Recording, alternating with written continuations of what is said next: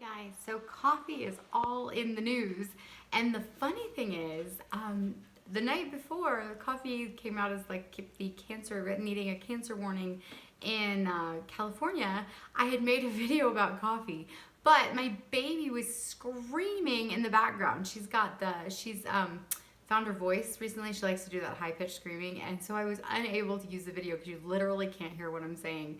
So, and then the next morning I get up and coffee's all over the news. So I wanted to talk about acrylamides really quickly that are in coffee, which is what's causing the cancer warning. And I just think it's interesting that coffee needs a cancer warning, but so this is what I found. Okay, so let me just back up. One of my books that I read, which I can't remember which one, because I was sitting here and I looked at How Not to Die, I looked at the China Study, I looked at some of my books, and I was like, I know, there was like an entire chapter on not burning your food because of acrylamides. So I looked up some stuff on the web because I couldn't find the chapter, but on the American Cancer Society website, it says acrylamide is a chemical used mainly in certain industrial processes such as making paper, dyes, and plastics, and treating drinking water and wastewater. There are small amounts in some consumer products such as caulk, food packaging, and some adhesive. Acrylamide is also found in cigarette smoke, but then it's also in certain foods. So acrylamide has probably always been in some foods, but it wasn't known until the Swedish scientists first found it in 2002. So it doesn't, and then it goes on to say acrylamide doesn't appear to be in raw foods themselves. It's formed when certain starchy foods are cooked at high temperatures, so above 250 degrees Fahrenheit. Cooking at high temperatures causes a chemical reaction between certain sugars and amino acids in the food, which forms acrylamide. Cooking methods such as frying, baking, broiling, or roasting are more likely to create acrylamide, while boiling, steaming, and microwaving appear less likely to do so. Longer cooking times and cooking at a higher temperature can increase the amount of acrylamide in foods further. Acrylamide is mainly found in plant foods such as potato products, grain products, or coffee.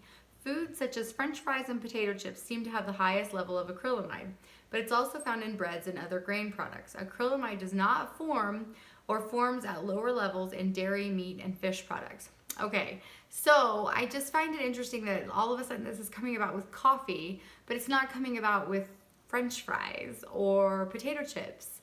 And I'm just wondering if people would want to quit, if people would be willing to quit French fries and potato chips if they thought that they caused cancer.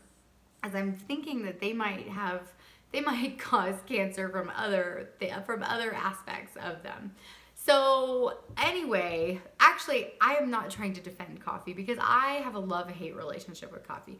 Coffee like eats my stomach up when I drink it hot, and I kind of go back and forth with my relationship with coffee. So I had gone off of it, and then I got back onto it, and then I went off of it, and then I started making my my cold brew macchiatos, which I really liked, but then I was worried that I was getting back into it, so I stopped drinking it.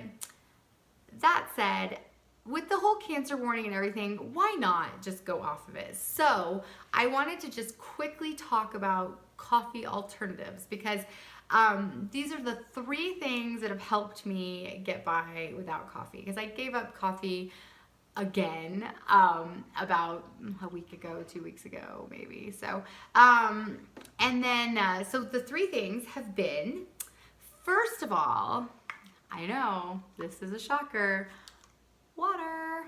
And this is crazy, but I remembered hearing this on a podcast that I was listening to, which I have a terrible memory because I can never remember where I get this information. But so I also looked that up, and it says, because water does energize you, and if you really make a point to drink a huge bottle of water in the morning, I think you'll find that it's very energizing.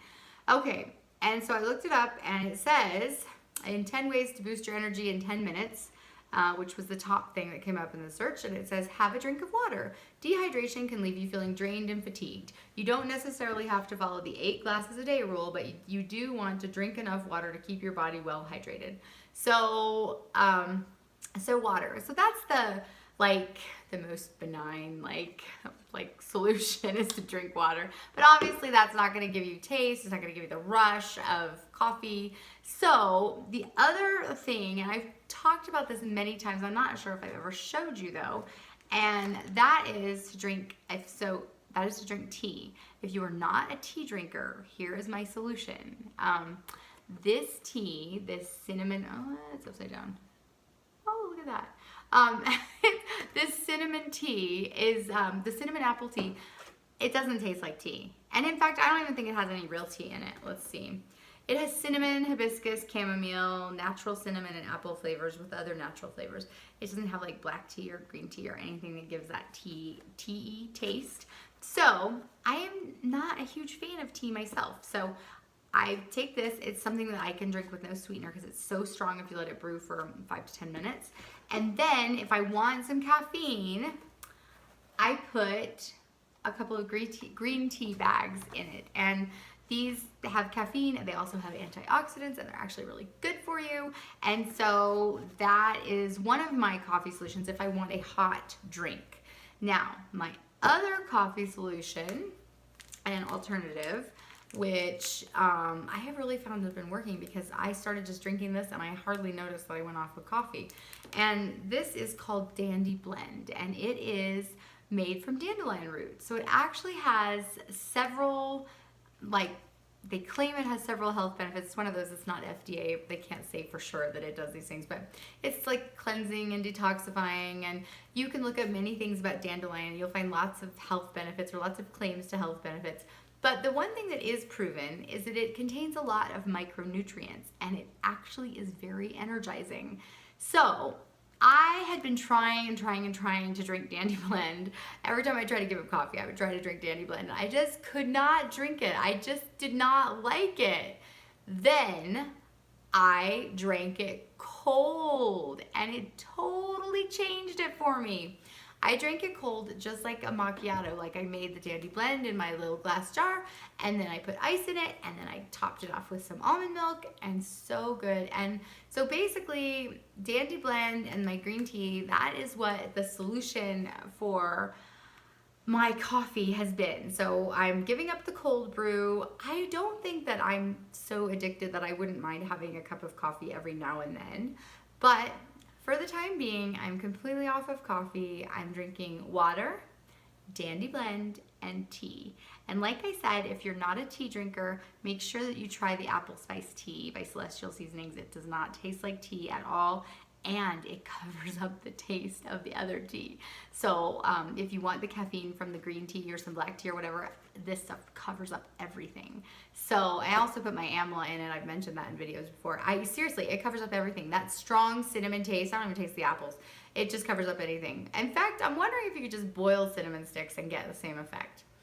Anyway, that's my view on coffee and acrylamides. And I also, some studies show that grilling your meat and getting your toast too brown and everything, like, acrylamides are there. So we obviously want to avoid that in general. And because the acrylamide is everywhere, I vote we just stop eating potato chips, stop eating french fries, and only drink coffee occasionally, because I honestly think potato chips and french fries are worse for you.